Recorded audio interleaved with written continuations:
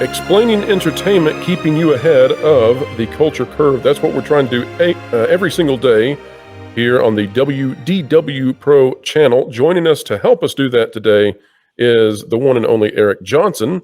He is a writer for That Park Place, dealing specifically with entertainment issues that have a theological bent.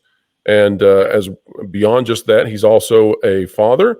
He is a black belt martial arts instructor and many other things that come along with all the things that he does each day. Eric, welcome aboard. You've been on with me on Twitter before, sort of untangling the meaning behind some of the Christmas movies, but this is your first time on the YouTube channel. It's an honor to have you. Thank you, Pro. Glad to be here. All right. Well, today we are going to be taking a look at something that I think is interesting and perhaps has not been connected in the past. And that is when we are looking at various intellectual properties across media and perhaps their failures over the last decade. In fact, if we were to look at many of the major franchises, we would see that they are definitely damaged up until the point that merchandising partners now are encouraging media companies to look to Japan and Asia for properties that are still pristine. But we could look at Star Trek, we could look at Marvel, we can look at Star Wars. Many properties are damaged, and I've been thinking about where this damage came from.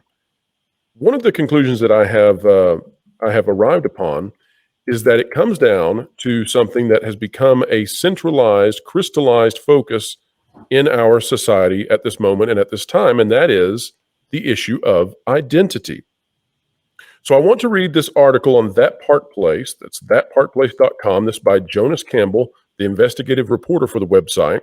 And then I want to use that to segue into sort of what's going on in our society with identity and how that's impacting the entertainment that we absorb and our response to it. So let's dive straight into this. This again by Jonas Campbell. Is the return of Rey Skywalker coming? Is Disney really thinking about going back to Rey to drum up support for the sequel trilogy, Star Wars, and even the Galactic Star Cruiser? For those of you who don't know, the Galactic Star Cruiser is essentially a role-playing hotel experience. It's like a landlocked cruise where you have a sci-fi Renaissance fair, and Disney can't keep it open. They're having to close many of the, let's call them, voyages, even though it doesn't move. But, you know, in your mind, perhaps it does. But they've had to close many of these because the characters and the experience based around the sequel trilogy just don't excite people enough. Here's the story. The Star Wars galaxy is in a weird time right now. Andor, which was widely agreed to be one of the best things to come out of Disney Lucasfilm, came and went with little fanfare. Almost nobody watched it, despite the show having teaser episodes dropped outside of the Disney Plus paywall over on Hulu, on cable with Freeform and FX, and even broadcast television to ABC. In case you missed that, it was during Thanksgiving weekend 2022. In other words, they pushed this thing hard. Continuing down. With so much going on in Star Wars, and by the way, Jonas went into great detail about all the things that are supposedly on the horizon. With so much going on in Star Wars, it's surprising that fan sentiment seems to be at an all-time low. If I were at Lucasfilm, I might be considering my next move, revitalize a dying company. With the threat of mass layoff, I wouldn't be counting on Indiana Jones 5 to swing and pull me out of a burning cantina. Which brings us to this. Why was Daisy Ridley at Lucasfilm in December? Now, what this goes on to say is that Ridley was at Lucasfilm, and there are now rumors starting up, this coming from the Den of Nerds, that she is going to reprise her role as Rey from the sequel trilogy. And it says, Daisy Ridley is definitely coming back as Rey from what I've heard. I think you'll start to see more and more of her talking Star Wars leading up to the announcement, that being released on January 23rd, 2023. Now, the reason that I find all of this so fascinating is that Rey sort of is the epitome to me of an identity issue. In the sequel trilogy, in the new movies that Disney brought out with Star Wars, what happened was the legacy characters had their identities, their personalities switched without much explanation as to how that happened. You had Luke Skywalker, who was the avatar of good and redemption, right? He wants to go and save his father from his sins, despite the fact that his father is one of the most evil forces in the galaxy. He comes back into this Disney trilogy and he wants to kill his nephew for very little reason. You have Han Solo, who has a character arc in the original movies. And when you come to the Disney trilogy, he's a deadbeat dad who left out on his wife, and he's back to the same things he was doing in the very first movie. It's not all that cohesive. And so I think that comes down to the heart of what we're seeing across many media properties, is that we have an issue right now with what is identity, what is the cohesive nature of our personalities, and how do people respond when identity is not held in high regard, or if identity becomes so fluid that you can't track who someone is. So, Eric, can you talk to us a little bit about, in the real world, where does identity come from? Where do we get our identities? So I think identity is a blending of nature and nurture. We recognize that everybody starts with a basic package of their physical abilities, their mental abilities. We start with basic building blocks, and then the nurture part kicks in and helps define what we're going to use with those building blocks.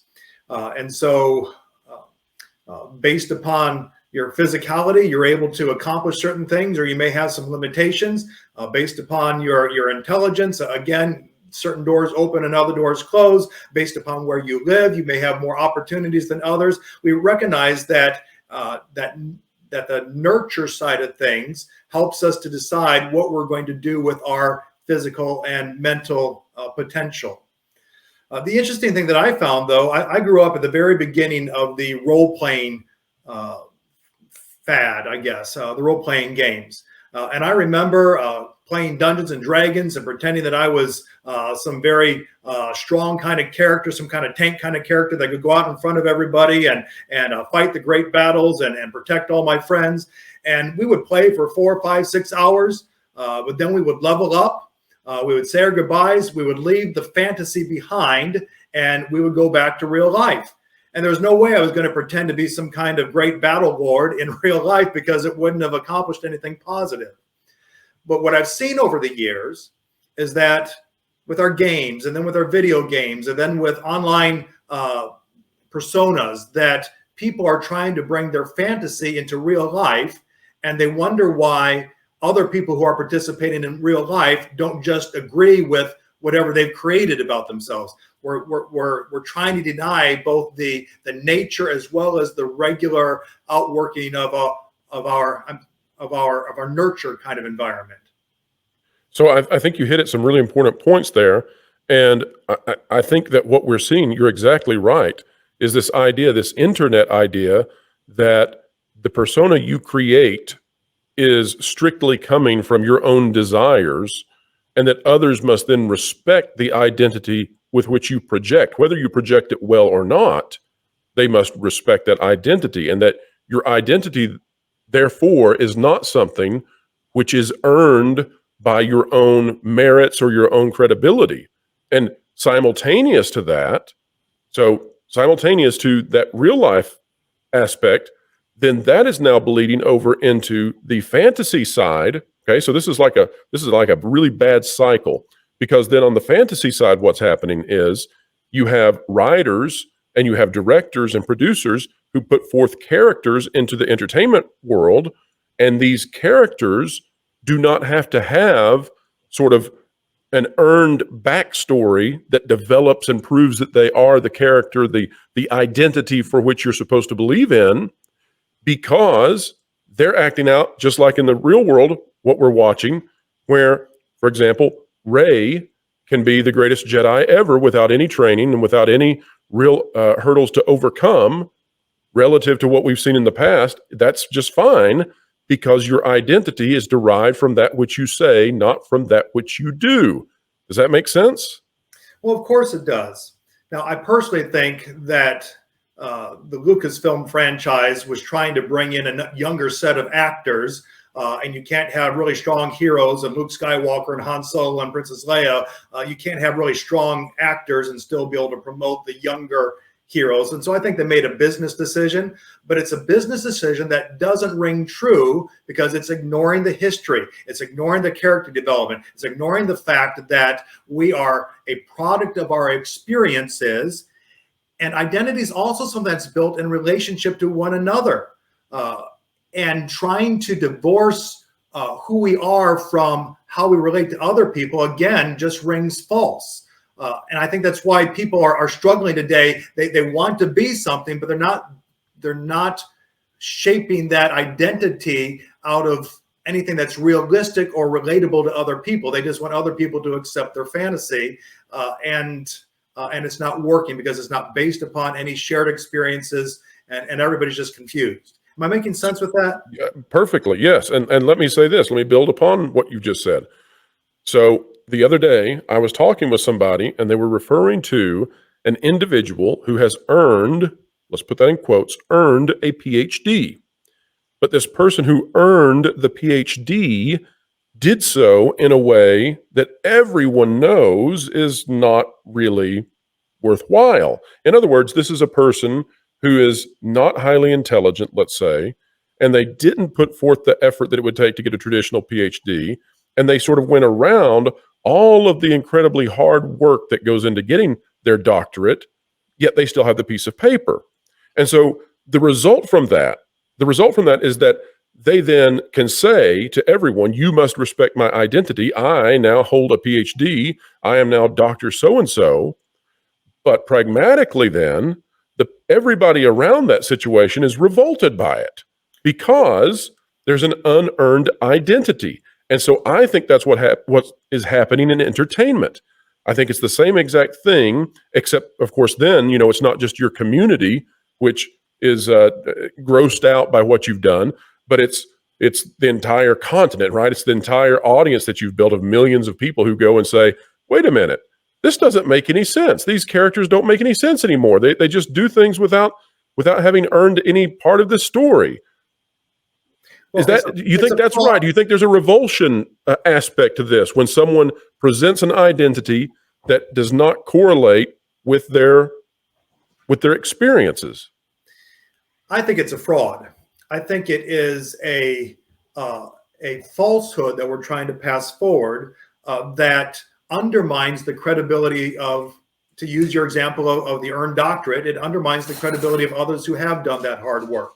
And I think in the entertainment industry, that when we put forth these characters that don't have a strong backstory, who don't have experiences to define that character quality, is that everybody else is saying, man, I don't know of anybody who got from the little backstory to where they are now in the story without having to go through some real great trials that shaped character and defined passions. And so again, it doesn't ring true for those of us that live in the real world and recognize that in order to become somebody who is praiseworthy, in order to become a heroic figure, you really have to work and grow into that kind of character.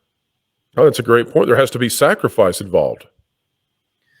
Well, and that's the cycle of the hero or the hero journey, that they always come back to that concept that there has to be some kind of painful transformation to gain the identity of being heroic. And so we're not seeing that in a lot of today's movies, but we're also not seeing that in today's people. Again, we have people who aren't willing to do the painful work of growth, who just want others to accept their stated identity without anything to back it up. Well, Eric, that's because in order for you to grow, part of you that is flawed has to die. You have to give up that which is lesser inside of you. And we live in a society today where certain characters that we put on the screen and then certain individuals cannot be flawed, right? Even in the real world, where we have people who cannot admit that they have things about themselves that need to be set aside in order to grow into something bigger and better. And so what they're doing is they're demanding respect, again, based upon a lie. And we're finding out that when their flaws are revealed, that they're either embarrassed or they're in that position of trying to cover it up. But again, it makes everybody less trusting of what is being put before them. I Now, think there's another problem in that there are some people who just want to say, I'm a flawed person, period. You just have to accept me for who I am, and I'm not going to grow. And because I bring benefit in one area, you need to accept my deficits in another area. And again, that's not how most of us get to live. Most of us, when we acknowledge that there's something wrong in our life, we have to change. If we want to stay in a good relationship with people, if we want to stay in a good job, we recognize that we have to grow and change if we're going to be able to reach for that greater, better thing that we want for ourselves. right, and you have to have some sort of consistency to the pattern of your being in order for other people to be able to trust you and to know who you are. So I think that this comes back to the issue that identity is also something that's built in relationship with other people. If we try to establish identity apart from reality, apart from nature and nurture, apart from a relationship with other people, it leaves the people around us just confused about how to relate to that person, because it's not, again, based upon reality. It's not based upon shared experiences. It's not based upon common values. All of a sudden, in the real world, we're dealing with somebody that doesn't have that backstory, and so there's no cues on how to properly relate to that person.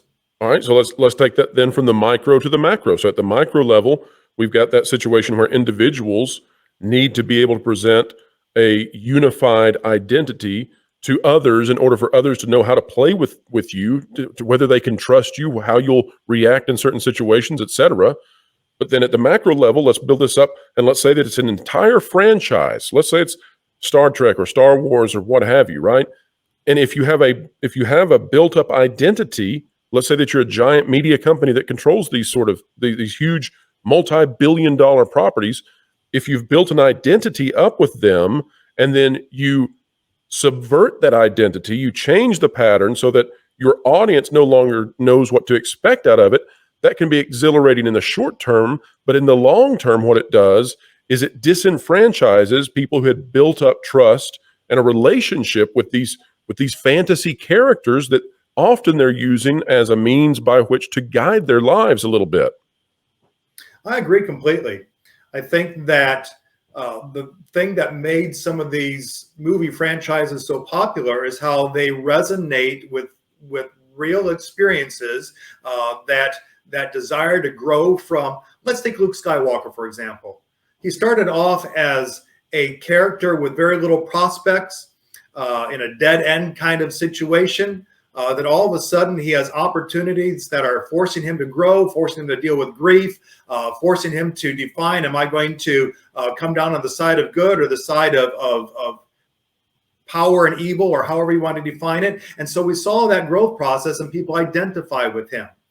But what I'm seeing with a lot of movies these days is that rather than continuing to build those characters, and we can say, yes, that speaks to my experiences. What we're seeing is that the people that are creating these movies are seizing upon these characters, seizing upon these plot lines, and then they're trying to say, but life ought to be some other way.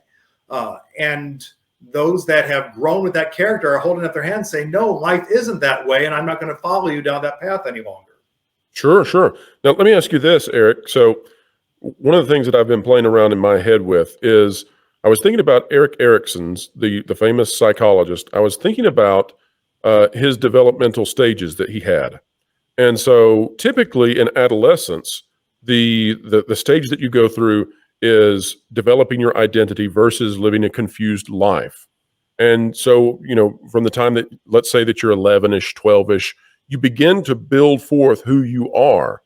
And I can't help but notice that people are delaying their maturity in society, and that seems to be happening all over the world. Do you think what might be at the root of some of this is that people are delaying this maturing and solidifying their identity out into their 20s, and therefore entertainment is maybe trying to reach out to these people who they just don't know who they are, and so characters are beginning to spring forth inside our entertainment who also don't know who they are, or the writers don't know who they are. And in other words, the delayed solidification of identity in the real world may also be leading to writers in the writer's room not giving a solid view as to the identity of their characters. I think it's possible. I don't know that it's going to be very satisfying to have those kind of characters because, again, the reason we enjoy stories is that they become a means to project where we need to grow next or where we need to go next as a person. And as far as the delay of maturity, I think that we have people that are just not experiencing conflict and learning how to solve the problems. And so they don't gain the confidence that leads to maturity because their lives have been so structured that they haven't had to risk very much. Sure, absolutely. And so I think that if companies want to be successful with entertainment going forward, that it might be wise for them to go back to the drawing board on how you develop a character. The character has to have a backstory. They have to earn the good that they become. You can't have a character that just simply enters into the world and is immediately able to do everything, because that's not satisfying to audiences, because it's not reflective of the real world, despite the fact that there's a push right now to say to the real world, well, you will bend to my whims and my desires. And part of that is because we tell young people that they can go out there and they can do anything that they want to do and they can change the world. And it's like, well, that's really difficult. Like, could you at least learn how to change the oil on your car first, right? So we need identifiable characters is really what you're coming down to. And I agree, because our superheroes, we all want to believe that we could become like that person if the circumstances were right. And if we have superheroes that don't have a basis in reality, we don't believe that we can grow in that direction. All right. So Eric, if you had any kind of influence on Hollywood and on the storytellers of the future, what would you say to them about identity and how it is that we need to go about getting back to characters that resonate with audiences, i.e. what we've seen in Star Wars, i.e. what we've seen in classic movies? I mean, we could go through the list, right? We could go through, think about the story of Rocky Balboa. Why did that connect with people? Because it was incredibly difficult for that character to overcome the hurdles that he had. It's the same is true for Luke Skywalker. He has to let go of his innocence and his naivety and all the things that go along with him having sort of deified the idea of the Jedi and his father and all that. And he has to learn that, oh no, my father isn't the hero that I thought. He's actually the worst thing in the galaxy. I guess the Emperor's worst, but he has to come to grips with that. And he has to let go of his youthful ignorance. So what would you say to writers? How do they go about getting back to what's important? We need characters that are identifiable.